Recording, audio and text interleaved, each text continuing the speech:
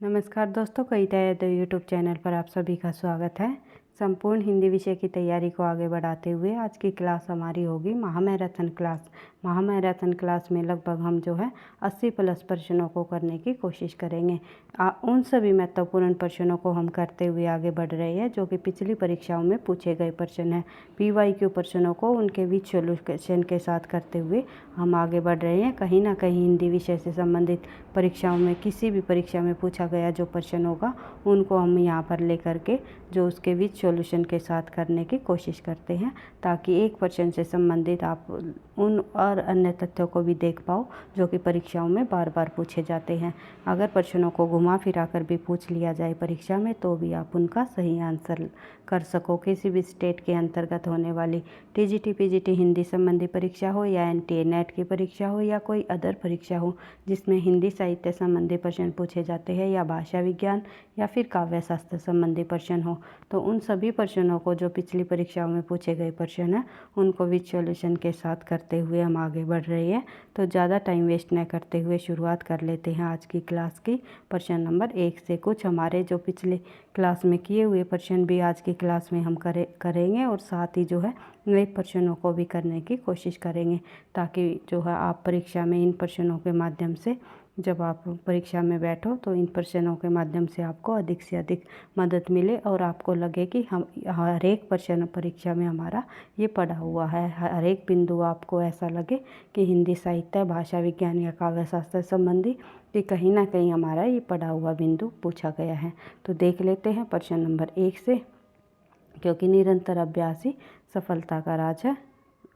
निम्नलिखित में से पश्चिमी हिंदी की बोली नहीं है, तो नहीं और है पर आपको ध्यान रखना है।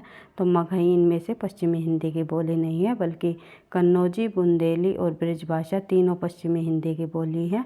खड़ी बोली भी पश्चिमी हिंदी के अंतर्गत आती है। तो देख लेते हैं इनसे जुड़ी हुई और अन्य महत्वपूर्ण तथ्य। तो बिहारी हिंदी का विकास मागधी अपभ्रंश से हुआ है। तो आप सभी को पता है बिहारी हिंदी का जो विकास है वो किस अपभ्रंश से हुआ है, ये निकली है मागधी अपभ्रंश। और पश्चिमी हिंदी का जो विकास है वो शोर सैनिक अपभ्रंश से हुआ है, ये भी आपको पता ही है। और जो बिहारी हिंदी है इसको दो भागों में बांटा गया, एक पूर्वी बिहारी, दूसरी है पश्चिमी बिहारी।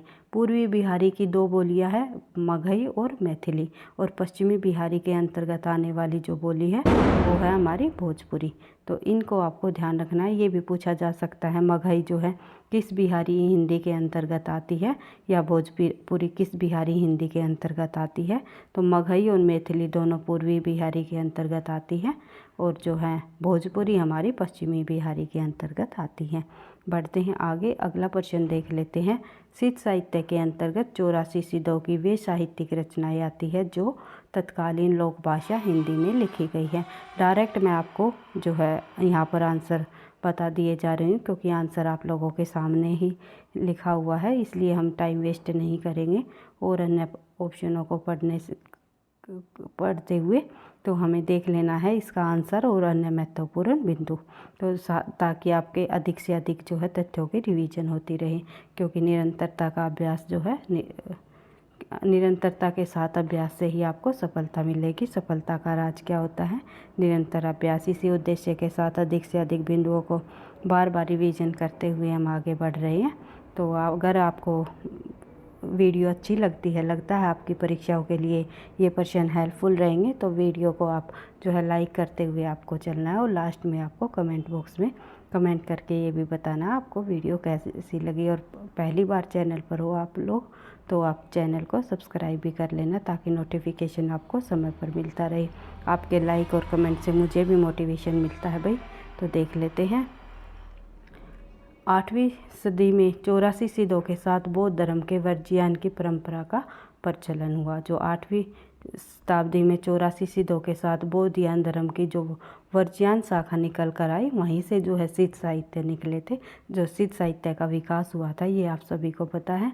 हमारी जो भक्ति काल के अंतर्गत बौद्ध धर्म में की दो शाखाएं निकल कर आई थी, एक हीनयान और दूसरा महायान। तो महायान से जो निकला एक वर्ज्यन और दूसरे थे जो सहजयान। तो वर्ज्यानी जो है सिद्ध कहलाई और सहजयानी नाथ कहलाई। ये मैंने भक्ति काल के अंतर्गत आपको अच्छे से डिटेल से करा भी रखा है। तो देख लेते लेते हैं।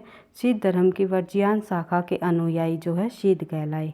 ये आपको ध्यान रखना है क्योंकि पूछ लिया जाता है सिद्ध धर्म जो सिद्ध है सिद्ध किस शाखा से निकले, तो वर्जियान शाखा से निकले। तो सिद्धों की जो प्रमुख रचनाएं है जो परीक्षाओं में बार बार पूछी जाती है, रिपीट होती है, तो उनको देख लेते हैं। सरहप्पा 769 ईस्वी दोहा कोशिश की रचना है। लुईयप्पा 773 के लगभग समय रहा है इनका। लुईपाद गीति का इनकी रचना है। सबरपा 780 इनका समय है। चार्यापद और महामुद्रा वर्ज गीति या वज्र योगिनी साधना जो है इनकी रचनाएं है। सबरपा की आपको ध्यान रखना है। फिर है कणहप्पा।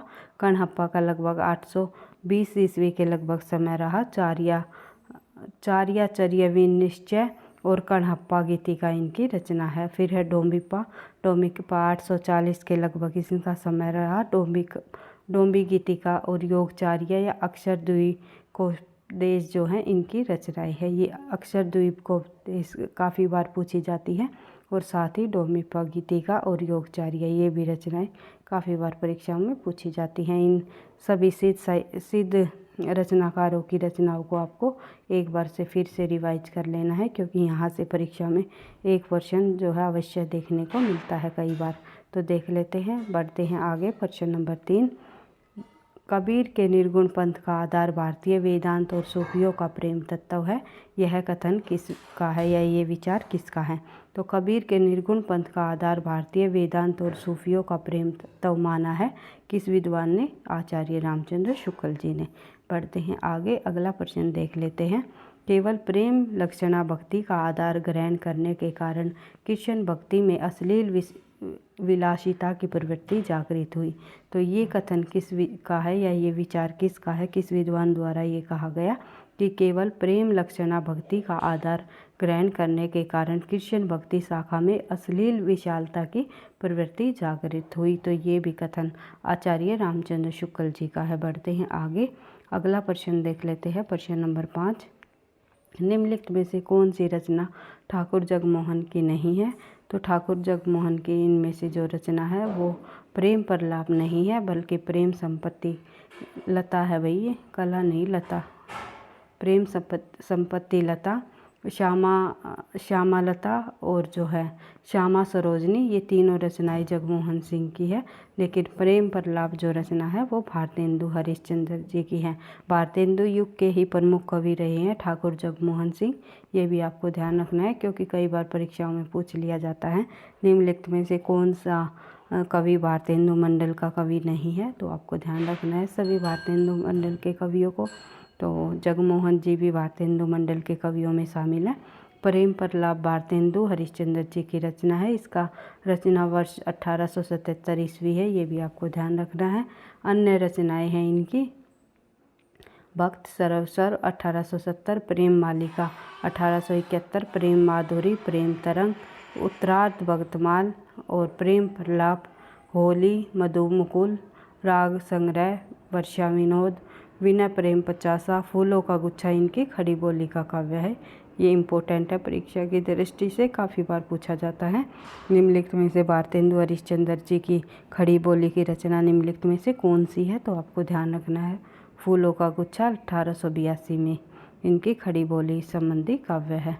तो उसका बाद देख लेते हैं प्रेम फुलवारी, कृष्ण चरित्र, दान लीला, तमन्ना लीला, नए जमाने की मुकरी, सुमांजलि, बंदर सभा इनके हास्य व्यंग्य रचना रही है और ये इंदर सभा का ही जो है आधार बना करके लिखी गई। फिर है बकरी विलाप, ये भी इनकी हास्य व्यंग्य रचना है और इन रचनाओं से संबंधित उनके जो महत्वपूर्ण तथ्य हैं उनके भी हम जो है प्रश्न उत्तर के माध्यम से रिवीजन कर लेंगे। बढ़ते हैं आगे, अगला प्रश्न हमारा प्रश्न नंबर 6, बगियान बसंत बेसिरो कियो बसिए ते ही त्यागी तपाई ना दिन काम को तुल के जो बने तीन बीच वियोग बुलाई ना। तो ये जो पंक्तियाँ हैं ये निम्नलिखित में से किस रचनाकार की है? तो आपको ध्यान रखना है बद्रीनारायण चौधरी प्रेमगंज जी द्वारा लिखी गई ये रचनाएं हैं। और प्रेमगंज जी की और अन्य रचनाएं हम देखें तो भारत सौभाग्य प्रयाग रामागमन, संगीत, सुधा सरोवर, भारत भाग्योदय काव्य है इनका। और भारत सौभाग्य नाटक 1888 ईस्वी में कांग्रेस महाधिवेशन के अवसर पर खेले जाने के लिए इनके द्वारा लिखा गया। और 1881 में मिर्ज़ापुर से आनंद कादम्बरी काव्य जो है इन्होंने संपादन किया। ये भी आपको ध्यान रखना है। उसके बाद देख लेते हैं प्रश्न नंबर 7। प्रश्न नंबर 7 में हम देखें, आज रात इससे परदेसी चल कीजिए विश्राम, यहीं जो कुछ वस्तु कुटी में मेरी करो ग्रहण संकोच नहीं। तो ये जो काव्य पंक्तियाँ हैं इनके रचनाकार है श्रीधर पाठक जी। श्रीधर पाठक ने एकांतवासी योगी को खड़ी बोली पद्य में लिखा था, तो ये आपको ध्यान रखना है। और जो एकांतवासी योगी से काव्य से ये पंक्तियाँ ली गई है, श्रीधर पाठक की रचना एकांतवासी योगी जो है, जो एकांतवासी योगी रचना है श्रीधर पाठक जी की, ये हरमिट रचना का अनुवाद है जो कि गोल्डस्मिथ द्वारा लिखी गई। तो ये आपको ध्यान रखना है। श्रीधर पाठक की जो 3 रचनाएं हैं, कौन सी रचना किसका अनुवाद है, तो ये भी परीक्षाओं में पूछी जाती है। तो एकांतवासी योगी हरमिट रचना का अनुवाद है जो कि खड़ी बोली पद्य में लिखी गई।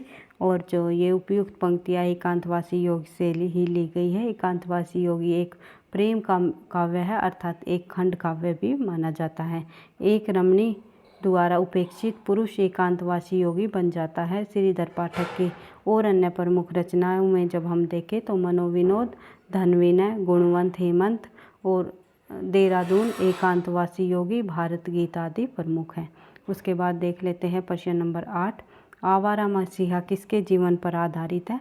तो आवारा मसीहा जो रचना है वो शरत चंद्र के जीवन पर आधारित है। आवारा मसीहा विष्णु प्रभाकर जी द्वारा रचित बांग्ला लेखक शरत चंद्र चट्टोपाध्याय जी के जीवन पर आधारित रचना मानी जाती है। यह एक जीवनीपरक रचना है। और आवारा मसीहा का प्रथम संस्करण मार्च 1974 ईस्वी में प्रकाशित हुआ है। विष्णु जी की 14 वर्ष की साधना का सफल प्रयास माना जाता है इनकी ये रचना आवारा मसीहा। अर्धनारीश्वर उपन्यास के लिए भारतीय ज्ञानपीठ पुरस्कार का मूर्ति देवी सम्मान भी इन्हें प्राप्त हो चुका है। विष्णु प्रभाकर जी की अर्धनारीश्वर भी उनका एक उपन्यास है जिन्हें भारतीय ज्ञानपीठ का मूर्ति सम्मान प्रदान किया गया है। और विष्णु प्रभाकर की और अन्य रचनाएं जब हम देखें तो ढलती रात, शौपनवाई, अर्धनारीश्वर, धरती अब भी घूम रही है, क्षमादान, दो मित्र, पाप का घड़ा, होरी आदि इनकी प्रमुख रचनाएं हैं। उसके बाद देख लेते हैं आगे प्रश्न नंबर 9, बर्बरता की पहली सीढ़ी से सभ्यता की अंतिम सीढ़ी तक युद्ध मनुष्य जाति का साथ देता है। तो यह कथन किस निबंध से लिया गया है। तो ये कथन है हमारा युद्ध और नारी से लिया गया है। श्रृंखला की कड़ियाँ 1942 ईस्वी में महादेवी वर्मा की समस्या मूलक निबंधों का संग्रह है। और इसी निबंध संग्रह से युद्ध और नारी निबंध भी इसी निबंध में जो है इसी निबंध संग्रह में संकलित किया गया है। तो ये युद्ध और नारी जो है महादेवी वर्मा जी द्वारा लिखा गया, इनकी जो श्रृंखला की कड़ियाँ निबंध संग्रह है जो कि 1942 ईस्वी में लिखा गया, तो इसमें जो है इस निबंध को संकलित किया है। तो ये पूछा जा सकता है कि युद्ध और नारी निबंध महादेवी वर्मा के किस निबंध में संग्रहित है।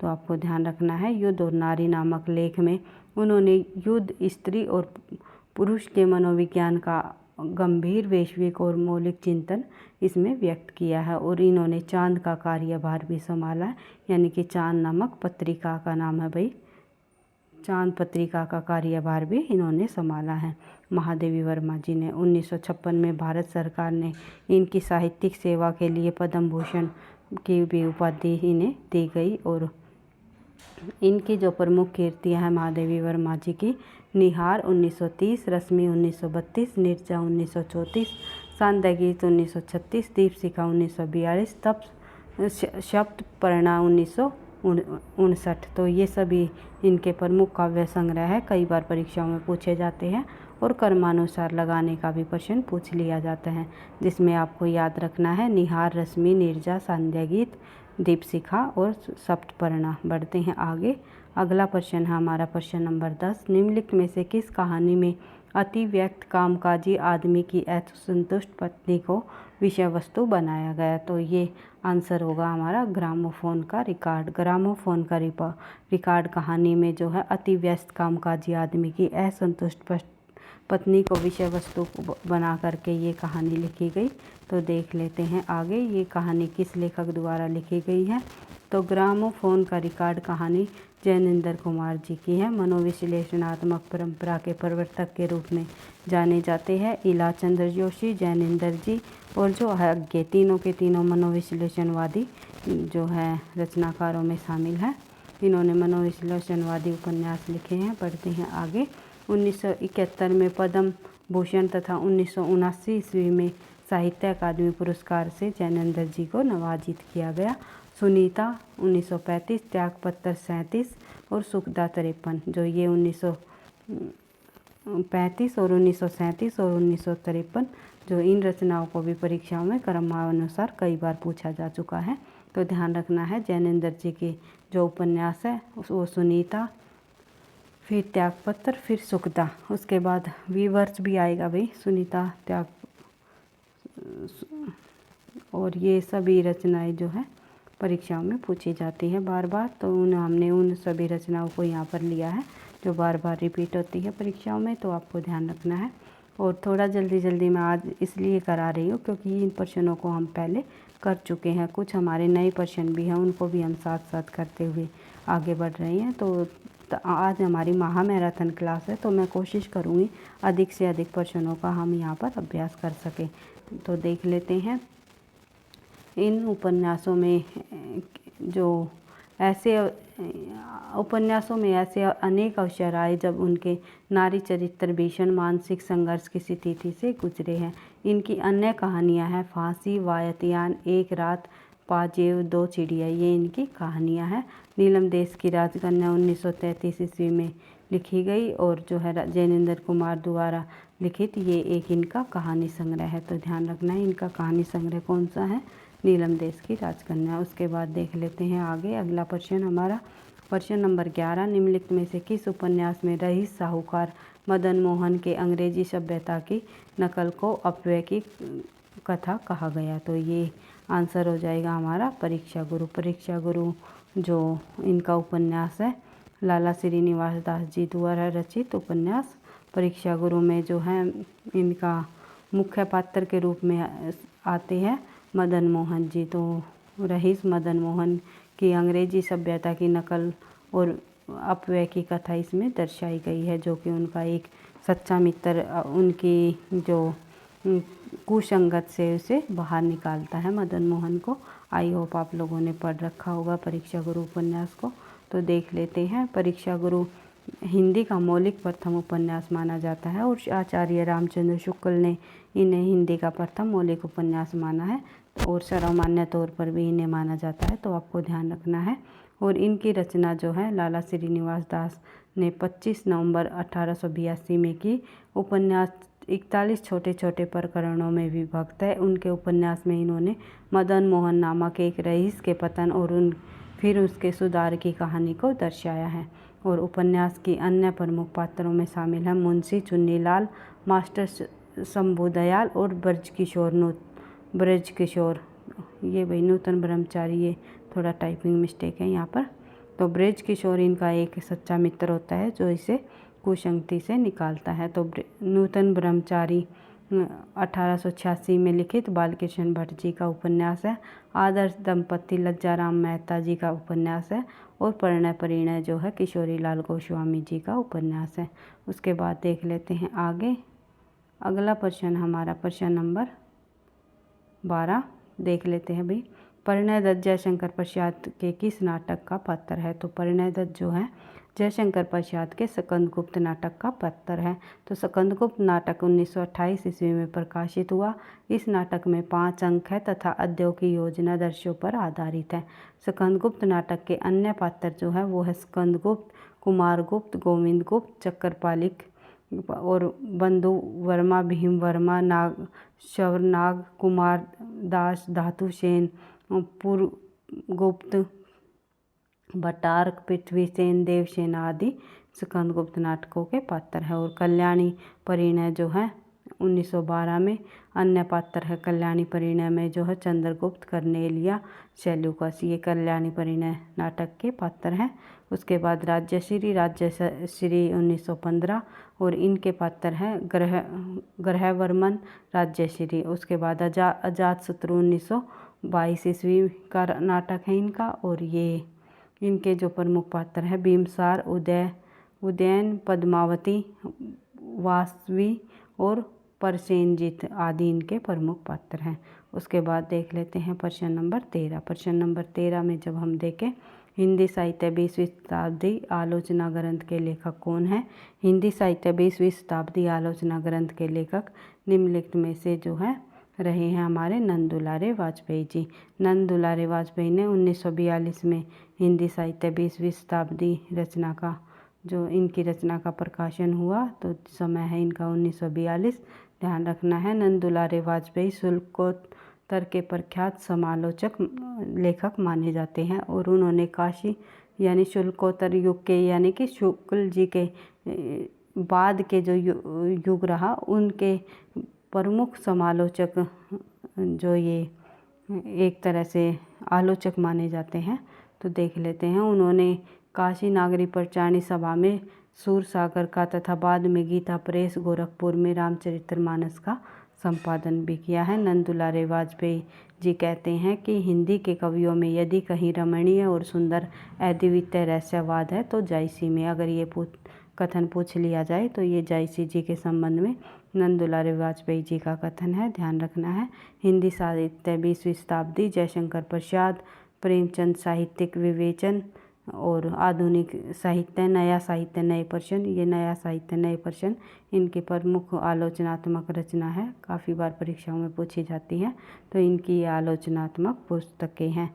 तो इन रचनाओं को इन पुस्तकों को भी आपको ध्यान रखना है। हिंदी साहित्य 20वीं शताब्दी तो ये कई बार परीक्षाओं में पूछी जा चुकी है। साथ ही नए साहित्य नया प्रश्न जो ये रचना भी काफ़ी बार पूछी जाती है। तो ध्यान रखना है। बढ़ते हैं आगे, और अन्य रचनाएं भी पूछी जा सकती है भाई, सभी को आपको ध्यान रखना है। बढ़ते हैं आगे प्रश्न नंबर 14। आचार्य भरत मुनि के रस सूत्र के व्याख्याता शंकुक के सिद्धांत का नाम बताइए। तो शंकुक ने दिया था अनुमिति सब सिद्धांत। और अन्य रस के जो ये हमारे 4 व्याख्याताएँ हैं और अन्य व्याख्याताओं के भी सिद्धांतों को हम यहाँ पर देख लेते हैं। तो भट्टलोलट, आचार्य शंकुक, भट्टनायक तथा अभिनव गुप्त तो जो है भरत मुनि के रस सूत्र के प्रमुख 4 व्याख्याताओं में शामिल है। और शंकुक अनुमितिवाद को न्यायमूर्ति सार सिद्धांत माना है। इसका कारण उनका अनुमिति प्रदान होना ही है। तो और अन्य जो यहाँ पर रस के व्याख्याता हैं इनके सिद्धांत को जब हम देखें तो भट्टलोलट का है उत्पत्तिवाद या आरोपवाद भी कह सकते हैं। शंकुक द्वारा दिया गया अनुमितिवाद या अनुमानवाद भी कह सकते हैं। भट्टनायक ने दिया भुक्तिवाद। उसके बाद जो अभिनव गुप्त का है अभिव्यक्तिवाद। बढ़ते हैं आगे।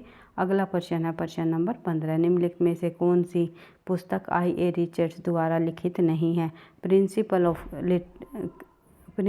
ऑफ लिटरेरी क्रिटिसिज्म इनकी पुस्तक है I.A. रिचर्ड्स की। उसके बाद जो है प्रैक्टिकल क्रिटिसिज्म भी I.A. रिचर्ड्स की पुस्तक है। कोलरिज ऑन इमेजिनेशन ये पुस्तक भी है जो है I.A. रिचर्ड्स की है। लेकिन notes towards the definition of culture ये पुस्तक I.A. रिचर्ड्स की नहीं है बल्कि T.S. इलियट की है। ये पाश्चात्य विद्वान हुए हैं भाई। इनकी ग्रंथों को इनके पुस्तकों को भी जो है परीक्षाओं में काफ़ी बार पूछा जाता है। तो आपको ध्यान रखना है। I.A. रिचर्ड्स का रचनाकाल 1924 ईस्वी से 1936 ईस्वी के मध्य माना जाता है। I.A. रिचर्ड्स द्वारा जो लिखित ये जो पुस्तकें हैं इनको एक बार से फिर से रिवाइज कर लेते हैं। प्रिंसिपल ऑफ लिटरेरी काफ़ी बार परीक्षाओं में पूछी जाती है, इम्पोर्टेंट है। क्रिटिसिज्म 1924, साइंस एंड पोइट्री ये भी इनकी प्रसिद्ध पुस्तक रही है और ये 1926 में भाई साइंस एंड पोइट्री। फिर practical criticism 1929, Coleridge on imagination जो है 1934 की इनकी रचना है, ग्रंथ है। बढ़ते हैं आगे। अगला है 1 दर्जन ग्रंथों में से प्रिंसिपल ऑफ लिटरेरी क्रिटिसिज्म सबसे अधिक प्रसिद्ध रचना है इनकी। बढ़ते हैं आगे। अगला प्रश्न है हमारा प्रश्न नंबर 16। प्राणचंद चौहान का संबंध भक्ति की किस शाखा से है? तो प्राणचंद चौहान का संबंध निम्नलिखित में से भक्ति की राम भक्त शाखा से माना जाता है। राम भक्त कवि रहे हैं। इन्होंने रामायण महानाटक की भी रचना की है प्राणचंद चौहान जी ने, जो कि कई बार पूछ लिया जाता है। रामायण महानाटक की रचना किसके द्वारा की गई? तो प्राणचंद चौहान जी द्वारा की गई। बढ़ते हैं आगे। अगला प्रश्न हमारा प्रश्न नंबर 17। भंवर गीत किसकी रचना है? तो भंवर गीत निम्नलिखित में से नंददास जी की रचना है। नंददास जी का जो समय है 1500 विक्रमी संवत 1590 माना जाता है। ब्रज भाषा के एक संत कवि रहे हैं। वे वल्लभ संप्रदाय यानी पुष्टि मार्ग के 8 कवियों यानी कि अष्टछाप के कवियों में प्रमुख कवि माने जाते हैं। और जो है ये नंददास जी जो है विठलनाथ जी के शिष्य रहे हैं। भंवर गीत नंददास जी की रचनाएं हैं। नंददास जी की अन्य रचनाओं में शामिल है रास पंचादाई, सिद्धांत पंचादाई, अनेकार्थ मंजरी, मान मंजरी, रूप मंजरी, रस मंजरी, विरह मंजरी, गोवर्धन लीला, श्यामा सगाई, रुक्मणी मंगल, सुदामा चरित्र, भाषा दशम स्कंध और पदावली। ये सभी रचनाएं नंददास जी की हैं। इनको आपको बार बार रिवाइज कर लेना है। इसीलिए हम तथ्यों की बार बार रिवीजन करते हुए चलते हैं, ताकि परीक्षा में तक जो आप के ये सभी तथ्य कंटेस्ट हो जाए और कोई भी प्रश्न अगर परीक्षा में पूछा जाए तो आसानी से आप उनका सही आंसर दे सको। भाई वीडियो को आप लाइक और कमेंट अवश्य किया करो, क्योंकि आपके लाइक और कमेंट से मुझे नेक्स्ट क्लास बनाने का और अधिक मोटिवेशन मिलता है।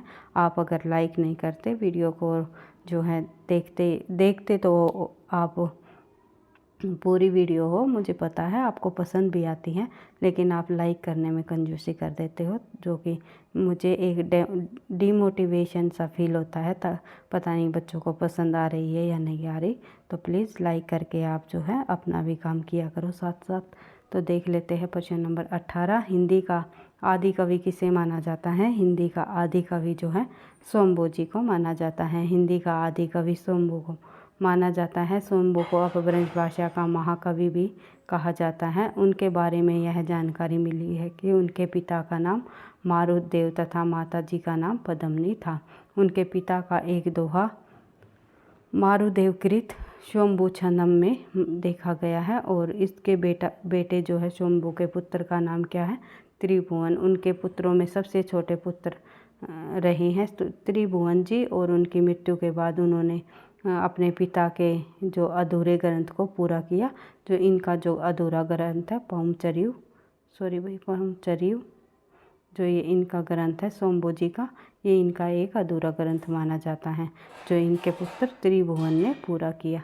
ये आपको पता ही है। बढ़ते हैं आगे। उनका उल्लेख पुष्यदंत ने, जो 10वीं शताब्दी के कवि रहे हैं। शंभू जी जो है 8वीं शताब्दी के विद्वान रहे हैं, लेकिन पुष्यदंत जो है 10वीं शताब्दी के अपभ्रंश भाषा के कवि रहे हैं। तो उन्होंने अपने महापुराण में पूरा किया।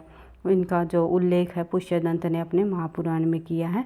उनको अपभ्रंश का वाल्मीकि भी कहा जाता है, क्योंकि उन्होंने पौंचरियु जैन रामायण में जो है अपभ्रंश भाषा में जो लिखने का प्रयास किया था। और ये पौंचरियु नहीं है भाई, पौंचरियु रचना, पौंचरियु, ये थोड़ा टाइपिंग मिस्टेक के कारण यहाँ पर हो गया, तो ध्यान रखना है। हिंदी के कवियों में सबसे पहले नाम इन्हीं का आता है। तो राम कुमार वर्मा ने शंभू को ही हिंदी का प्रथम कवि भी माना है, तो ये भी ध्यान रखना है, जो कि ये अपभ्रंश के पहले कवि है, लेकिन राम कुमार वर्मा ने शंभू को माना है।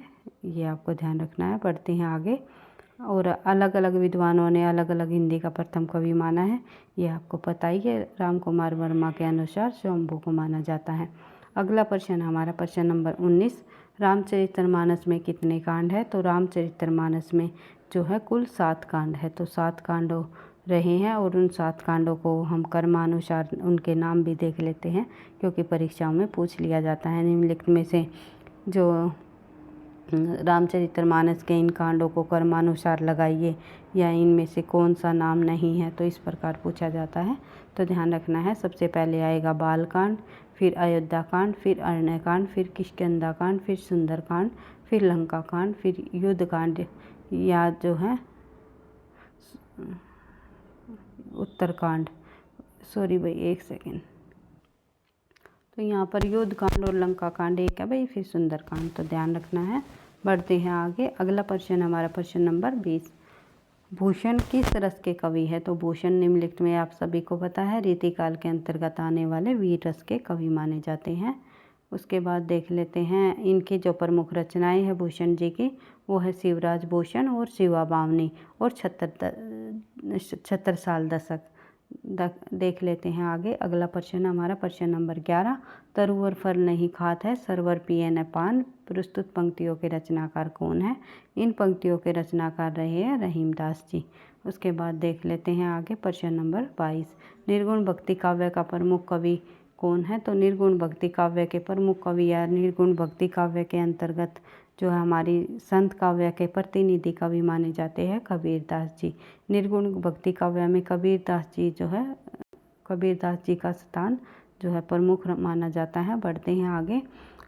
कबीरदास का कबीरदास या कबीर के नाम से भी जाने जाते हैं। 15वीं शताब्दी के भारतीय रहस्यवादी और संत कवि माने जाते हैं। वे हिंदी साहित्य के भक्ति काल में निर्गुण शाखा के ज्ञानाश्रयी उपशाखा के महानतम कवि माने जाते हैं। जन्मभूमि लहरतारा जो तालाब माना जाता है या काशी में इनका जन्म हुआ। मृत्यु इनकी 1518 में, जन्म हुआ 1398 में, ये आपको ध्यान रखना है। उसके बाद देख लेते हैं मृत्यु स्थान इनका रहा मगहर अर्थात उत्तर प्रदेश। पालन पोषण किया इन्होंने जो है, इनके माता पिता का नाम रहा नीरू और नीमा। पत्नी रही इनकी लोई। संतान का नाम है इनका कमाल नाम का पुत्र था और कमाली पुत्री। कर्म भूमि रही काशी बनारस। कर्म क्षेत्र रहा समाज सुधार कवि पहले माने जाते हैं, ये भक्त बाद में माने जाते हैं, ये आपको पता ही है। और प्रमुख रचनाएं है शाखी शबद रमेणी। विषय है इनका सामाजिक। भाषा है इनकी अवधी सदुकड़ी और पंचमैली खेचड़ी। सदुकड़ी भाषा कहा रामचंद्र शुक्ल ने इनकी भाषा को, पंचमैली खेचड़ी नाम दिया श्याम सुंदर दास ने, ये आप सभी को पता है। और शिक्षा से ये जो है निरक्षर थे, उन्हें पढ़ना लिखना नहीं आता था। तो देख लेते हैं मासी कागज छुओ नहीं, कलम का ही नहीं हाथ, ये इनके दोहे से ही हमें पता चलता है। तो देख लेते हैं प्रश्न नंबर 23। विनय पत्रिका के रचयिता कौन है? तो विनय पत्रिका नामक जो रचना है वो है हमारे सगुण काव्य धारा के अंतर्गत आने वाले राम भक्त कवि तुलसीदास जी की विनय पत्रिका इनकी प्रमुख रचना है, जो कि ब्रज भाषा में लिखी गई है। गोस्वामी तुलसीदास इस ग्रंथ की जो रचना इन्होंने ब्रज भाषा में की। विनय पत्रिका का प्रमुख रस जो है शांत रस माना जाता है। इसमें सम्मिलित पदों की संख्या 279 मानी जाती है। इसमें कुल 21 रागों का प्रयोग हुआ है। बढ़ते हैं आगे। प्रश्न नंबर 24 देख लेते हैं।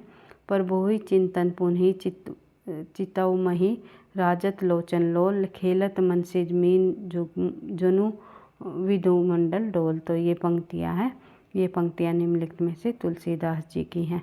तो देख लेते हैं आगे। अगला जो हमारा प्रश्न है, ये इन पंक्तियों के माध्यम से हमें पता चलता है कि भाई तुलसीदास जी ने सीता की वाणी के असमर्थता को व्यक्त करते हुए आलंकिक रूप से कह रही है कि पहले प्रभु श्री राम जी की ओर देखकर और तत्पश्चात लज्जा से पृथ्वी की ओर देखती है। सीता जी के जो चंचल नयन है इस प्रकार सुशोभित हो रहे हैं, मानो चंद्रमंडल रूपी डोल में कामदेव की 2 मछलियाँ क्रीड़ा कर रही हो, अर्थात खेल रही हो।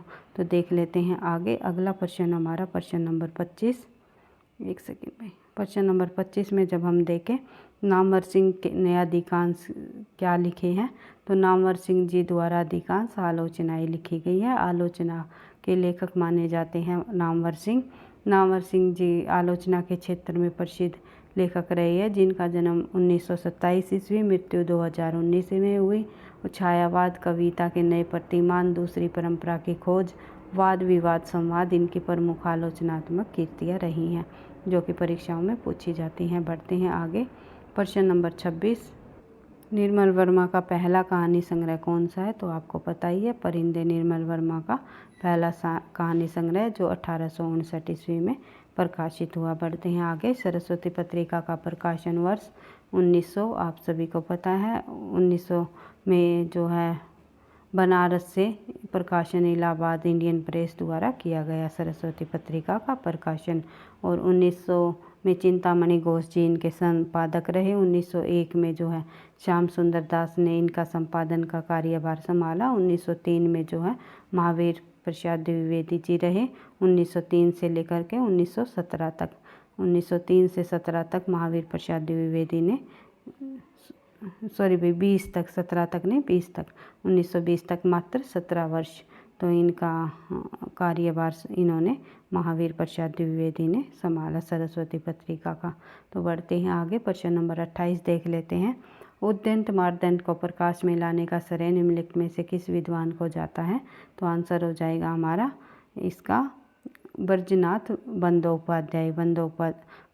बंदोपाध्याय जी को जाता है। और हिंदी भाषा में उद्यंत मार्दंड के नाम से पहला समाचार पत्र 30 मई 1826 को निकाला गया। इसी दिन जो है 30 मई के दिन ही हिंदी पत्रकारिता के दिवस के रूप में भी मनाया जाता है। और जो है पंडित जगुल किशोर जी इनके संपादक रहे हैं और कोलकाता से ये निकाला गया। सबसे पहले साप्ताहिक रूप से निकाला जाता था। उसके बाद बात करते हैं आगे, अगला प्रश्न देख लेते हैं, प्रश्न नंबर 29। झूठा सच किस शहर का वर्णन झूठे सच में नहीं किया गया? झूठा सच जो है यशपाल जी का उपन्यास है। इसमें निम्नलिखित में से कानपुर का वर्णन नहीं मिलता। जालंधर, लखनऊ और नैनीताल का वर्णन मिलता है। तो देख लेते हैं आगे, जो यशपाल जी के और अन्य झूठा सच जो इनका उपन्यास है, ये इनका जो है एक तरह से 7वां उपन्यास माना जाता है। और अन्य उपन्यास यशपाल जी के दादा कामरेड, देशद्रोही, दिव्या, पार्टी कामरेड, मनुष्य के रूप, अमिता, 12 घंटे, अप्सरा का सांप, क्यों फंसे, मेरी तेरी उसकी बात उपन्यास यशपाल जी के हैं। झूठा सच उपन्यास को इन्होंने 2 भागों में बांटा है, 2 खंडों में विभाजित किया है, वतन और देश, और दूसरा है देश का भविष्य। उसके बाद झूठा सच के प्रमुख पात्र माने जाते हैं जयदेवपुरी, तारा और कनक। अगला प्रश्न देख लेते हैं, प्रश्न नंबर 30 देख लेते हैं। चंद्रदेव से मेरी बातें शीर्षक कहानी के सर्वप्रथम किस वर्ष प्रकाशित हुई? चंद्रदेव से मेरी बातें, जो कि राजेंद्र बाला घोष जी की प्रसिद्ध कहानी रही है, 1904 में प्रकाशित हुई।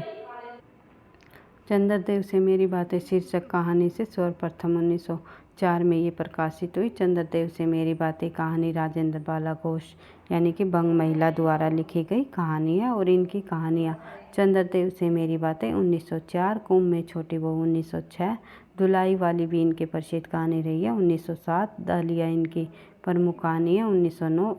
इनकी जो इत्यादि जो है ये कहानियाँ इनकी सरस्वती पत्रिका में प्रकाशित हुई। यह पत्रात्मक शैली में लिखी गई, जो इनके चंद्रदेव से मेरी बातें पत्रात्मक शैली में लिखी गई पहली कहानी मानी जाती हैं। तो ये भी ध्यान रखना है, क्योंकि पूछा जा सकता है कि पत्रात्मक शैली में लिखी गई हिंदी की पहली कहानी कौन सी मानी जाती है? चंद्रदेव से मेरी बातें राजेंद्र बाला घोष जी द्वारा रचित पत्रात्मक शैली में लिखी गई इनकी पहली कहानी मानी जाती है, जिसका प्रकाशन वर्ष 1904 रहा। बढ़ते हैं आगे, प्रश्न नंबर 21। मगही किस हिंदी प्रदेश की बोली है? तो मगही हमने पढ़ाई था, ये बिहारी हिंदी की बोली के अंतर्गत आते हैं। हिंदी के अनेक उपभाषाएं या बोलियां मानी जाती हैं। भारत में कुल 18 बोलियां मानी जाती हैं, जिसमें अवधी, ब्रजभाषा, कन्नौजी, बुंदेली, बघेली, हाड़ौती, भोजपुरी, हरियाणवी, राजस्थानी, छत्तीसगढ़ी, मालवी, नागपुरी, खोरटा, पंचपरगनिया, कुमायूनी, मगही आदि प्रमुख है। इसमें जो है कुछ बोलियों में ब्रजभाषा तथा अवधी जैसी बोलियों में जो है साहित्यिक रचनाएं भी लिखी गई है, आप सभी को पता ही है। अवधी भाषा में रामचरितमानस जैसा महाकाव्य लिखा गया, तो ब्रज भाषाओं में जो है भी काफ़ी सारी रचनाएं लिखी गई, जैसे कि भक्ति काल के अंतर्गत सूरदास जी द्वारा लिखित रचनाएं, और साथ ही पूरा का पूरा रीतिकाल भी ब्रज भाषा में लिखा गया। तो देख लेते हैं आगे, प्रश्न नंबर 32। भाषा के पारिवारिक वर्गीकरण का आधार बताइए। तो भाषा के पारिवारिक वर्गीकरण का आधार इतिहास माना जाता है। इनमें कौन सी पत्रिका मासिक नहीं है? तो मासिक पत्रिका इनमें से जो है नागरिक प्रचारणी पत्रिका मासिक नहीं है, बल्कि ये त्रिमासिक है। बाला बोधनी जो कि भारतेंदु जी ने निकाली थी, और हिंदी प्रदीप और सरस्वती, ये तीनों की तीनों पत्रिकाएं जो है ये मासिक रही हैं। और हिंदी प्रदीप बालकृष्ण भट्ट जी द्वारा। सरस्वती का संपादन 1903 में महावीर प्रसाद द्विवेदी जी ने किया था, ये आपको पता ही है। तो द्विवेदी युग की पत्रिका मानी जाती है जो सरस्वती पत्रिका। द्विवेदी युग की जो शुरुआत है इसी पत्रिका के माध्यम से, ऐसा माना जाता है, हुआ। उसके बाद देख लेते हैं प्रश्न नंबर 34। पुरुष परीक्षा किस कवि की रचना है? तो पुरुष परीक्षा के रचनाकार विद्यापति जी हैं। विद्यापति जी द्वारा विद्यापति की पदावली लिखी गई। कीर्ति लता कीर्ति पताका इनकी अपभ्रंश भाषा की रचनाएं हैं। उसके बाद पुरुष परीक्षा भूपरिकर्णिमा और लिखनावली जो है इन्होंने संस्कृत में लिखी, और पदावली इन्होंने जो है मैथिली भाषा में लिखी। तो विद्यापति जी ने जो है संस्कृत, अवहट और मैथिली तीनों भाषाओं में रचनाएं की है। बढ़ते हैं आगे, प्रश्न नंबर 35 देख लेते हैं। हिंदी में कौन सा उपन्यास काशीनाथ सिंह का है? तो इनमें से जो है रेहन पर रघु उपन्यास काशीनाथ सिंह का माना जाता है। तो उसके बाद देख लेते हैं और अन्य जो यहाँ पर उपन्यास दिए गए हैं, जैसे एक ब्रेक के बाद अलका सारावगी का उपन्यास है, चाक मैत्री पुष्पा का उपन्यास है, ग्लोबल गांव का देवता रणेंद्र का उपन्यास है। उसके बाद देख लेते हैं अगला प्रश्न। नियाज बाला बोधनी मासिक पत्रिका के संपादक कौन माने जाते हैं? सॉरी भाई, ये यहाँ टाइपिंग मिस्टेक है। तो ये बाला बोधनी मासिक पत्रिका के जो मासिक रूप से निकाली गई ये पत्रिका, तो इनके संपादक भारतेंदु हरिश्चंद्र जी माने जाते हैं। भारतेंदु हरिश्चंद्र बाला बोधनी जो कि महिलाओं से संबंधित पत्रिका रही, इनके संपादक बाबू भारतेंदु हरिश्चंद्र जी रहे हैं। इस पत्रिका का प्रकाशन 1874 ईस्वी में हुआ। 4 वर्ष तक नियमित प्रकाशन के उपरांत यह बंद हो गई। उसके बाद देख लेते हैं आगे। जयवर्धन मान नाटक के लेखक कौन है? तो इस नाटक के लेखक जो है राम कुमार वर्मा जी रहे हैं। जयवर्धन मान नाटक के लेखक राम कुमार वर्मा है। इसका संस्करण 1975 ईस्वी में प्रकाशित हुआ, और राम कुमार वर्मा को हिंदी एकांकी का जन्मदाता भी माना जाता है। उसके बाद देख लेते हैं मुकुल नामक कविता संग्रह किसका है? तो ये है सुभद्रा कुमारी चौहान जी का। सुभद्रा कुमारी चौहान जी द्वारा लिखा गया मुकुल कविता संग्रह में काफ़ी सारी कविताओं को संकलित किया गया। इसका प्रथम प्रकाशन 1930 में। और उसके बाद देख लेते हैं आगे प्रश्न नंबर 39। चक्कर कलब के रचनाकार कौन है? तो चक्कर कलब जो रचना है वो है हमारी यशपाल जी की। यशपाल जी द्वारा झूठा सच की भी रचना की गई, और चक्कर कलब जो रचना है ये लोक भारती प्रकाशन इलाहाबाद से 1996 में प्रकाशित हुई। उसके बाद आगे बढ़ते हैं, प्रश्न नंबर 40 देख लेते हैं। चेशव एक इंटरव्यू किसकी रचना है? तो ये राजेंद्र यादव जी की रचना है। तो चेखव एक इंटरव्यू सुविख्यात कथाकार हंस पत्रिका के संपादक राजेंद्र यादव जी की रचना मानी जाती है। 19वीं शताब्दी के लेखकों में कहानी कला के शिखर पर पहुंचा दिया था इन्होंने। इनकी बराबरी कहानी लेखक रूसी कथा साहित्य में नहीं और विश्व कथा साहित्य में दूसरा नहीं माना जाता। उसके बाद देख लेते हैं भाई प्रश्न नंबर 40 देख लेते हैं। तितली किसकी रचना है? तो जयशंकर प्रसाद जी की रचना है तितली। इनका जयशंकर प्रसाद जी के सामाजिक पृष्ठभूमि पर लिखा गया दूसरा उपन्यास माना जाता है। इसमें केंद्र में गांव को रखा है, और इसका प्रकाशन 1934 ईस्वी में भारती भंडार इलाहाबाद से हुआ। उसके बाद आगे बढ़ते हैं। अगला प्रश्न हमारा प्रश्न नंबर 41। अतीत के चलचित्र के रचयिता कौन है? अतीत के चलचित्र नामक जो रचना महादेवी वर्मा जी की है।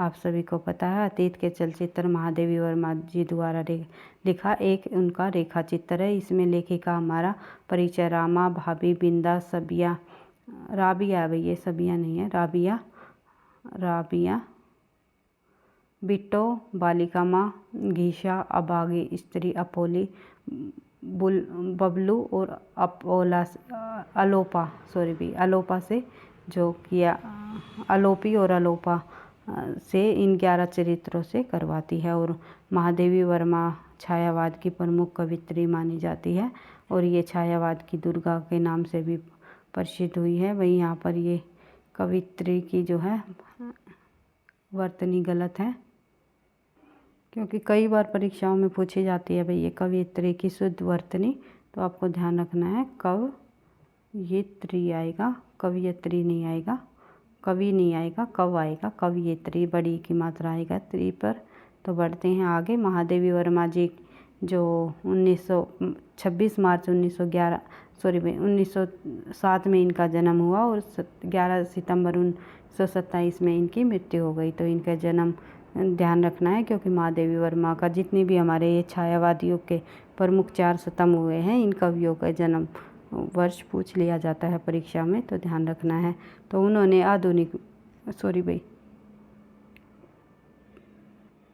इन्हें आधुनिक मीरा के नाम से भी जाना जाता है। कवि निराला ने इन्हें हिंदी के विशाल मंदिर की पाणिनि भी कहा है, कई बार पूछ लिया जाता है। हिंदी के विशाल मंदिर की पाणिनि महादेवी वर्मा जी को किन्होंने कहा है, तो निराला जी ने कहा है। 27 अप्रैल 1982 को महादेवी वर्मा को ज्ञानपीठ पुरस्कार से भी नवाजित किया गया। इनकी रचना यामा पर। उसके बाद अन्य रचनाएं हैं निहार रश्मि, निर्जा संध्या गीत, दीपशिखा सप्तपर्णा, ये आप लोगों ने देख ही ली थी। उसके बाद देख लेते हैं अगला प्रश्न, पल्लव के रचयिता कौन है। पल्लव रचना के रचयिता है सुमित्रानंदन पंत जी। सुमित्रानंदन पंत जी द्वारा लिखी गई रचना पल्लव रचना है इनकी। और जो है उसके बाद देख लेते हैं सुमित्रानंदन पंत हिंदी साहित्य में छायावादी युग के प्रमुख स्तंभों में से एक रही है। इनका जन्म उत्तराखंड के तत्कालीन अल्मोड़ा जिले के कोशानी नाम के गांव में हुआ। जन्म देने के चंद घंटों के भीतर ही इनकी मां का देहांत हो गया और उनके बाद इनका लालन पालन भी प्रकृति की गोद में हुआ। इसलिए ये जो है प्रकृति से बहुत ज़्यादा प्रेम करते थे और प्रकृति के चितेरे कवि भी कहे जाते हैं सुमित्रानंदन पंत जी। छायावादी युग के प्रमुख 4 स्तंभों में से एक है। इन्होंने 7 वर्ष की उम्र में कविता लिखना आरंभ कर दिया था। उनकी प्रमुख रचनाओं में उच्छ्वास, पल्लव, मेघनाथ वध, बूढ़ा चांद आदि शामिल है। और अन्य रचनाएं भी है पल्लव जी की, जो हम प्रश्न उत्तरों के माध्यम से करेंगे। तो देख लेते हैं चिंतामणि के रचयिता कौन है। चिंतामणि जो रचना है उसके रचयिता रहे हैं रामचंद्र शुक्ल जी। रामचंद्र शुक्ल जी द्वारा लिखी गई रचना चिंतामणि इनका निबंध संग्रह है। तो निबंध देख ले। चिंतामणि सन 1939 में प्रकाशित हुई। उसके बाद देख लेते हैं आगे। इनके और अन्य निबंध प्रमुख निबंधों में शामिल है भाव या मनोविकार, उत्साह, श्रद्धा और भक्ति, करुणा, लज्जा और कल्याणी, घृणा, ईर्ष्या, भय, क्रोध, कविता क्या है, काव्य में लोक मंगल की साधना आदि इनके प्रमुख निबंध है। जन्मेजय का नागयज्ञ किसकी कीर्ति है, तो ये कीर्ति है जयशंकर प्रसाद जी की। जयशंकर प्रसाद जी की और अन्य रचनाएं हम देख लेते हैं। झरना, आंसू, लहर, कामायनी, प्रेम पथिक, स्कंदगुप्त, चंद्रगुप्त, ध्रुव स्वामिनी है भैया। और उसके बाद जन्मेजय का नागयज्ञ, राज्यश्री, अजातशत्रु, विशाख, एक घूट इनका एकांकी नाटक है। कामना, करुणालय, कल्याणी परिणय, अग्निमित्र, प्रायश्चित, सज्जन इनके प्रमुख नाटक रहे हैं। छाया, प्रतिध्वनि, आकाशदीप, आंधी और इंद्रजाल इनके कहानी संग्रह है। कंकाल, तितली, इरावती इनके उपन्यास है। इरावती इनका अधूरा उपन्यास भी माना जाता है, अपूर्ण उपन्यास रहा है। बढ़ते हैं आगे। अगला प्रश्न है प्रश्न नंबर 45। हम दीवानों की क्या हस्ती, आज यहाँ कल वहाँ चले, मस्ती का आलम साथ चला, हम धूल उड़ाते जहाँ चले। जो ये पंक्तियाँ हैं बार बार परीक्षाओं में पूछी जाती हैं। ये भगवती चरण वर्मा जी की प्रसिद्ध पंक्तियाँ हैं। तो पतन, भगवती चरण वर्मा जी की जो अन्य रचनाएं हैं, पतन 1928, चित्रलेखा 1934, 3 वर्ष, टेढ़े मेढ़े रास्ते, इसमें मार्क्सवाद की आलोचना की गई है टेढ़े मेढ़े रास्ते में। तो अपने खिलौने, भूले बिसरे चित्र, वह फिर नहीं आई, सामर्थ्य और सीमा इनकी प्रमुख रचनाएं हैं। इनको आपको फिर से रिवाइज कर लेना है ताकि परीक्षा में कोई भी रचना पूछ ली जाए भगवती चरण वर्मा जी से संबंधित तो आप उनका सही आंसर दे सको। अगला प्रश्न हमारा प्रश्न नंबर 46। निम्नलिखित में से सबसे पहली कहानी आत्मकथा हिंदी में किसने लिखी, तो सबसे पहले अपनी आत्मकथा हिंदी में लिखने वाले जो लेखक है वो राजेंद्र प्रसाद जी रहे हैं। उसके बाद देख लेते हैं आगे। अगला प्रश्न हमारा प्रश्न नंबर 47।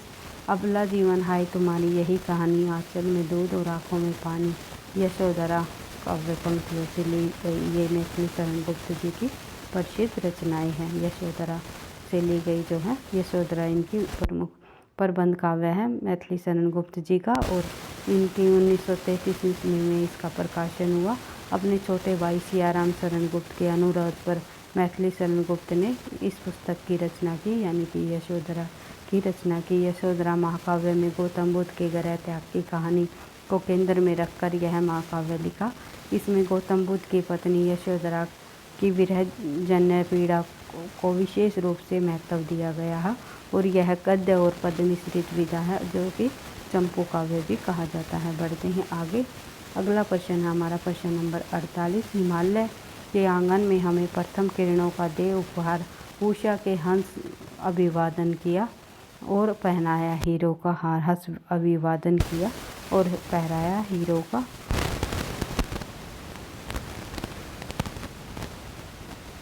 जयशंकर प्रसाद हिंदी साहित्य के प्रमुख व्यक्ति रहे हैं। उन्होंने हिंदी नाटक के विकास में महत्वपूर्ण योगदान दिया है, और जन्म इनका हुआ 30 जनवरी 1890, यानी कि 30 जनवरी 1879 माना जाता है। भाई ये कहीं कहीं आपको 90 भी देखने को मिलेगा। उत्तर प्रदेश में हुआ। इनके पिता का नाम श्रीदेवी प्रसाद है। साहित्य और नाटक जयशंकर प्रसाद के योगदान का क्रम नहीं समझा जा सकता। उनकी रचनाएं हिंदी रंगमंच इतिहास में प्रमुख स्थान रखती है। वे हिंदी साहित्य की दुनिया में एक दृष्टिकोण और प्रदर्शक के रूप में पूज्य रहे हैं। जयशंकर प्रसाद की प्रमुख रचनाएं हैं झरना, आंसू, लहर, कामायनी और प्रेम पथिक। इनका काव्य है स्कंदगुप्त, चंद्रगुप्त, ध्रुवस्वामी, जन्मेजय का नागयज्ञ, अजातशत्रु, विशाख, एक घूंट, कामना, करुणालय, कल्याणी, परिणय, अग्निमित्र, प्रायश्चित, सज्जनी इनके नाटक है। छाया, प्रतिध्वनि, आकाशदीप, आंधी, इंद्रजाल इनके कहानी संग्रह है। कंकाल, तितली, इरावती इनके उपन्यास है। आई थिंक हम ये जो है इनकी रचनाओं को हम पहले पढ़ चुके हैं। उसके बाद देख लेते हैं अगला प्रश्न, प्रश्न नंबर 49। रसगंवर्धन नाटक के रचनाकार कौन है? तो इस नाटक के रचनाकार रहे हैं हमारे मणि मधुकर। मणि मधुकर जी द्वारा लिखा गया रसगंवर्धन जो नाटक है। मणि मधुकर हिंदी और राजस्थानी भाषाओं के प्रसिद्ध लेखक व कवि रहे हैं।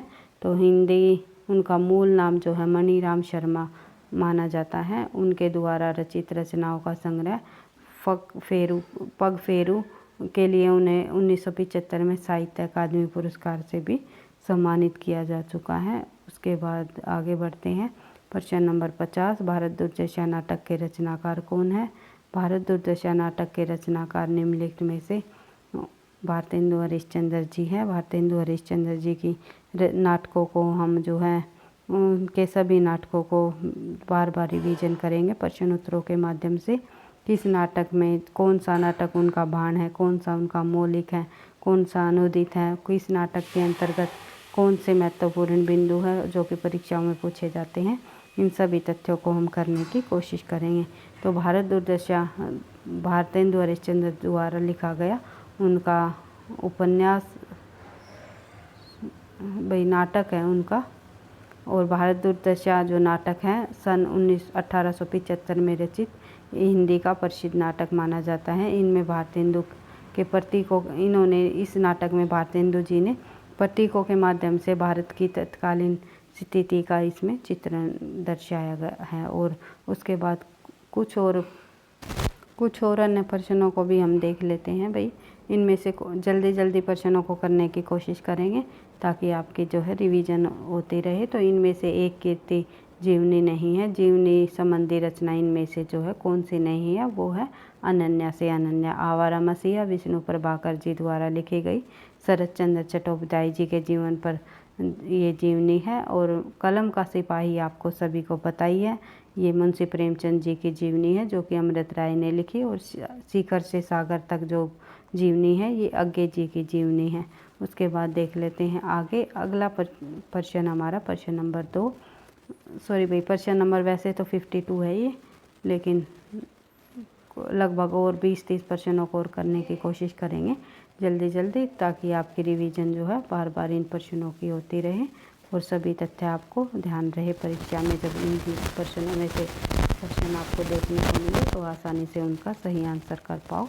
तो आचार्य हजारी प्रसाद द्विवेदी को केंद्र में रखकर लिखी गई पुस्तक व्योमकेश दरवेश के लेखक कौन है, ये आपको पता ही है, विश्वनाथ मिश्र जी माने जाते हैं। विश्वनाथ मिश्र ने आचार्य हजारी प्रसाद द्विवेदी पर की जीवनी लिखी है व्योमकेश दरवेश नामक रचना के माध्यम से। तो उसके बाद इसका प्रकाशन 2011 में हुआ। हिंदी साहित्य के क्षेत्र में अब तक लिखी गई 3 श्रेष्ठ जीवनियों में से मानी जाती है ये। कलम का सिपाही, निराला की साहित्य साधना और आवारा मसीहा के बाद चौथी श्रेष्ठ रचना मानी जाती है व्योमकेश दरवेश, जो कि आचार्य विश्वनाथ प्रसाद मिश्र जी ने जो है हजारी प्रसाद द्विवेदी जी के जीवन पर ये जीवनी लिखी है। उसके बाद देख लेते हैं आवारा मसीहा जीवनी के लेखक है इनके विष्णु प्रभाकर, किसके जीवन पर रचित है, वो है शरत चंद्र के जीवन पर रचित जीवनी। उसके बाद आवारा मसीहा में जो है किन साहित्यकारों की जीवनी है, ये शरत चंद्र चट्टोपाध्याय जी के जीवन से संबंधित है। प्रश्न दोबारा से रिपीट हो गया। बढ़ते हैं आगे। अगला प्रश्न हमारा प्रश्न नंबर 5, अकाल पुरुष गांधी किसके जीवन से संबंधित जीवनी है। अकाल पुरुष गांधी जो है जैनेंद्र जी की जीवन से संबंधित जीवनी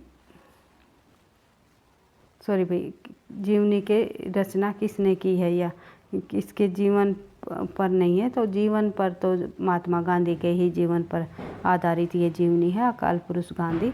लेकिन इसके रचनाकार का नाम पूछा हुआ है तो जैनेंद्र जी हैं। जैनेंद्र जी द्वारा लिखी गई 1968 ईस्वी में इस जीवनी का प्रकाशन हुआ अकाल पुरुष गांधी, और लेखक है इनके जैनेंद्र कुमार जी, जिन्होंने सुनीता, त्यागपत्र, कल्याणी, सुखदावी व्रत नामक जो उपन्यास भी लिखे हैं जो कि काफ़ी प्रसिद्ध हुए हैं। और इन्होंने अपनी जीवनी लिखने की जो परंपरा है भारतेंदु युग से 1981 ईस्वी के पास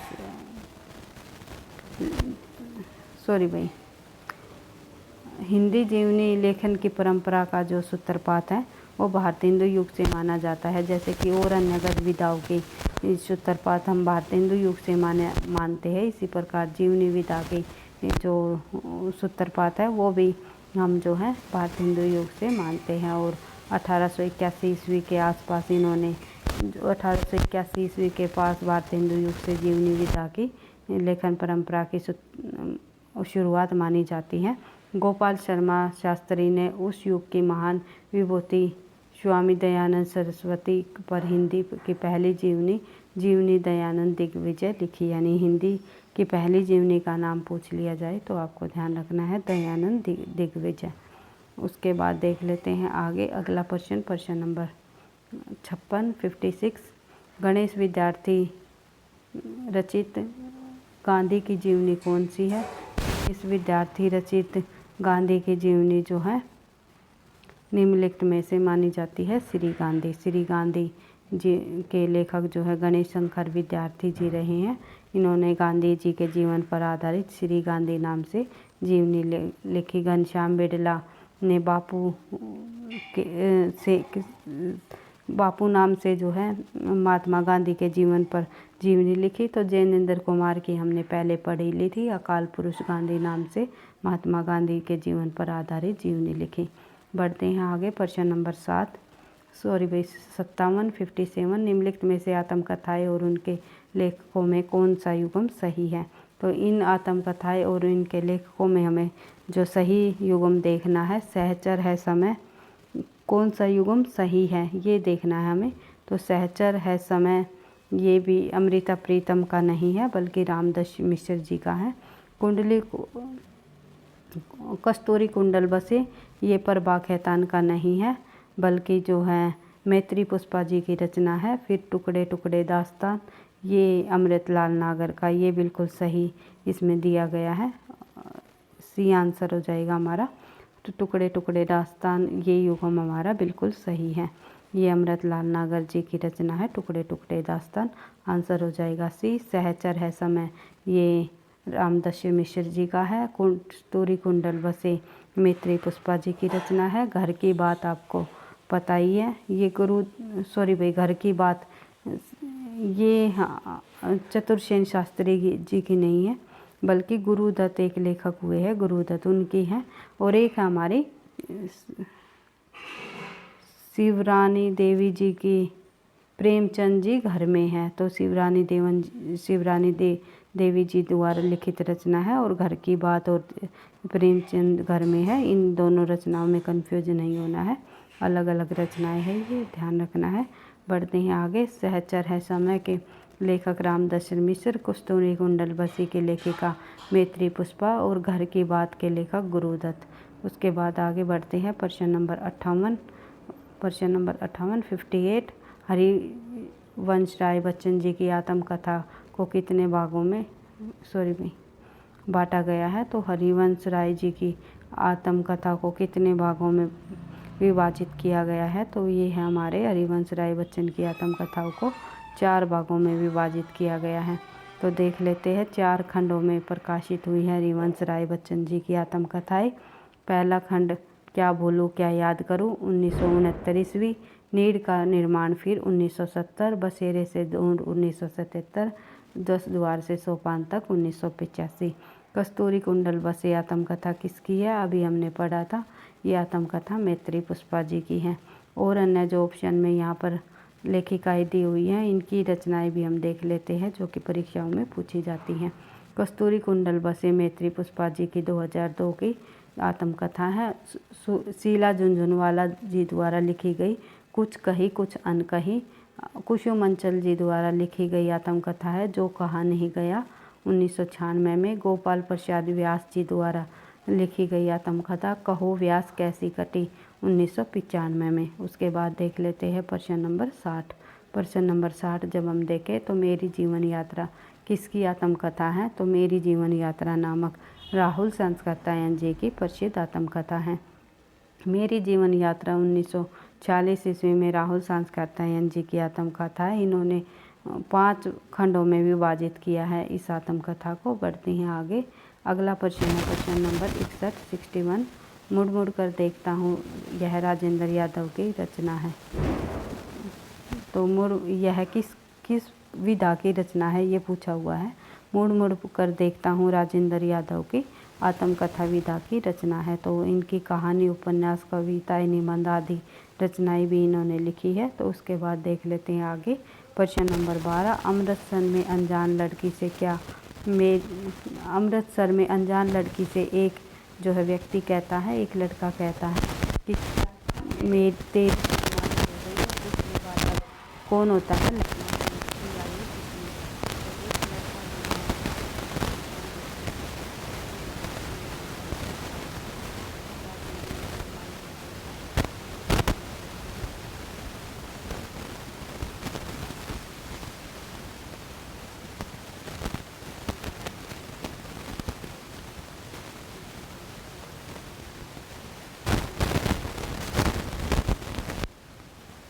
क्या तेरी कुड़माई हो गई है, यानी सगाई हो गई है। और उन्होंने कहा था कि मुख्य पात्र जो है लहना सिंह है। इसका रचनाकाल 1915 ईस्वी है। इसमें कहा था प्रथम विश्व युद्ध की पृष्ठभूमि पर लिखी प्रेम संवेदना की कहानी मानी जाती है। चंद्रदत्त शर्मा गुलेरी की 3 कहानियाँ प्रसिद्ध है। सुखमय जीवन 1911, बुद्धू का कांटा 1914, उसने कहा था 1915। इन तीनों कहानियों को आपको ध्यान रखना है। बढ़ते हैं आगे। प्रश्न नंबर 63 सतपुड़ा के जंगल कविता के किस वाद्य यंत्र का उल्लेख हुआ। सतपुड़ा के जंगल जो भवानी प्रसाद मिश्र जी की रचना है, उसके अंतर्गत जो हमें ढोल वाद्य यंत्र का उपयोग देखने को मिलता है। बढ़ते हैं आगे। प्रश्न नंबर 64 देख लेते हैं। जयशंकर प्रसाद जी का कौन सा उपन्यास हिंदू साम्राज्य की कथा पर आधारित है। तो जयशंकर प्रसाद जी का जो इरावती उपन्यास है वो हिंदू साम्राज्य कथा पर आधारित है, जो इनका एक अधूरा उपन्यास अर्थात अपूर्ण उपन्यास माना जाता है। उसके बाद देख लेते हैं आगे। प्रश्न नंबर 65 प्रगतिशील लेखक संघ के विरोध में इलाहाबाद में कौन सी संस्था उभरी। किस विचारात्मक आंदोलन के पक्ष में प्रेमचंद जी ने कहा कि सुलाने वाले साहित्य के बजाय जगाने वाला साहित्य की आवश्यकता है। तो ये पंक्तियाँ मुंशी प्रेमचंद जी द्वारा प्रगतिवादी जो लेखक प्रगतिशील लेखक संघ के विरोध में जो है प्रगतिवादी संस्था में उभर कर सामने आई। तो देख लेते हैं आगे प्रश्न नंबर 66। लोग लाज कुल श्रृंखला तजी मीरा गिरिधर भजी सदृश्य गोपिका प्रेम प्रकट कल जूही दिखायो। ये जो पंक्तियां हैं मीराबाई विषयक प्रेम छप्पे की उक्तियाँ पंक्तियाँ कहाँ से ली गई है? तो ये पंक्तियाँ भक्तमाल रचना से ली गई है जो कि नाभादास जी द्वारा लिखी गई है। तो नाभादास जी द्वारा भक्तमाल जो रचना है 1642 ईस्वी के जो इसका समय रहा संवत 1642 ईस्वी और संवत 1769 ईस्वी में प्रियादास ने जो है भक्तमाल की टीका भी लिखी है। और इस ग्रंथ में यानी भक्तमाल ग्रंथ में 200 भक्तों के चमत्कारपूर्ण चरित्र का वर्णन हमें देखने को मिलता है और 316 छप्पों में ये लिखा गया ग्रंथ है। इन चरित्रों में पूर्ण जीवन व्रत नहीं है, केवल भक्ति की महिमा सूचक बातें लिख रहे हैं। उसके बाद देख लेते हैं आगे देवकीनंदन खत्री द्वारा उपन्यासों को प्रथम प्रकाशन वर्ष के अनुसार जो है क्रम वाइज हमें लगाना है, व्यवस्थित क्रम में हमें करना है। तो सबसे पहले आएगा हमारा कौन सा उपन्यास? तो देख लेते हैं सबसे पहले किस उपन्यास की रचना की गई। तो यहाँ पर आएगा हमारा पहले चंद्रकांता उपन्यास, फिर उसके बाद जो है नरेंद्र मोहनी, फिर वीरेंद्र वीर, उसके बाद चंद्रकांता संतति, उसके बाद भूतनाथ। तो इन्हीं सभी रचनाओं को उनके प्रकाशन वर्ष के अनुसार हम देख लेते हैं। चंद्रकांता उपन्यास 1888 देवकीनंदन खत्री जी द्वारा लिखा गया। ये इनका सबसे प्रसिद्ध उपन्यास माना जाता है जिसे पढ़ने के लिए जो है और हिंदी भाषियों ने भी हिंदी सीखनी पड़ी थी, यानी विदेशों में भी इस उपन्यास को पढ़ा गया था।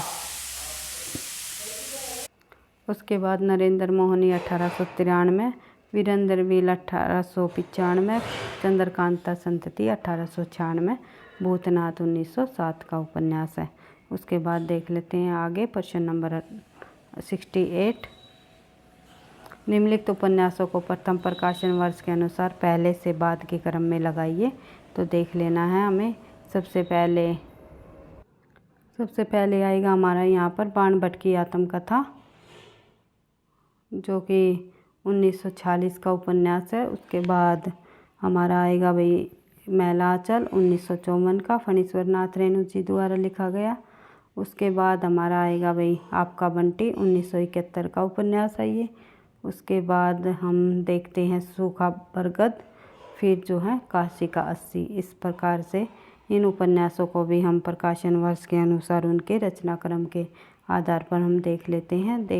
बाणभट्ट की आत्मकथा 1946 आचार्य प्रसाद द्विवेदी जी का, मैला आंचल 1954 फणीश्वर नाथ रेणु का, आपका बंटी 1971 मनु भंडारी जी का, सूखा बरगद जो है 1986 का मंजर एतराज जी का। उसके बाद देख लेते हैं आगे प्रश्न नंबर 69।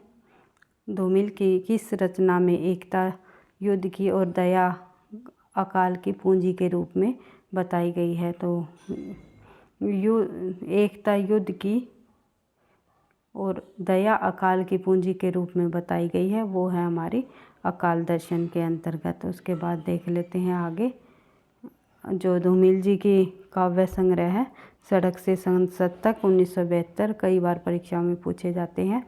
कल सुनना मुझे 1976, सुदामा पांडे का प्रजातंत्र 1979 ईस्वी जो धूमिल के समग्र नाम से 3 खंडों में प्रकाशित हुए।